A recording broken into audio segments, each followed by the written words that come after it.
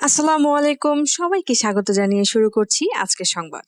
জুলাই শহীদ স্মৃতি ফাউন্ডেশনের সাধারণ সম্পাদক এবং বৈষম্য বিরোধী ছাত্র আন্দোলনের নেতা সার্জিস আলম বলেছেন, সাম্প্রদায়িক দাঙ্গা বাঁধিয়ে ক্ষমতায় থাকা ভারতের রাজনৈতিক দলগুলোর সাম্প্রদায়িক সম্প্রীতির জ্ঞান নেওয়ার সময় বাংলাদেশে নেই। বাংলাদেশের সাথে ভারত সহ সব প্রতিবেশী রাষ্ট্রের সম্পর্ক হবে সম্প্রীতি এবং সমতা। আগ্রাসনের কোনো সুযোগ থাকবে না। শুক্রবার ৬ ডিসেম্বর সন্ধ্যায় বগুড়ার গণমাধ্যমের সঙ্গে আলাপচারিতায় এসব কথা বলেন সার্জিস আলম। গণমাধ্যমের সঙ্গে নতুন বাংলাদেশের অগ্রগতি এবং ভারত বাংলাদেশ সম্পর্ক নিয়ে কথা বলেন তিনি। সার্জিস বলেন, যে কাঙ্ক্ষিত বাংলাদেশের স্বপ্ন নিয়ে সারা বাংলাদেশের মানুষ রাজপথে নেমেছিলেন, গত ৪ মাসে সেই স্বপ্ন পূরণে বেশি অগ্রসর হতে পারেনি সরকার নানান কারণে। বিশেষ করে এখনো রাষ্ট্রযন্ত্রের মধ্যে ফ্যাসিস্ট সরকারের অবৈধ সুবিধাভোগীদের থাকার কারণে পুরো রাষ্ট্র ব্যবস্থা সংস্কারে এবং কাঙ্ক্ষিত বাংলাদেশ বিনির্মাণের সময় লাগছে কিছুটা। দুই দেশের বর্তমান সম্পর্ক নিয়ে সার্জিস আলম বলেন, গত ১৬ বছর ভারত আওয়ামী লীগকে নিরাপত্তা দিয়ে যেভাবে বাংলাদেশকে চুষে খেয়েছে,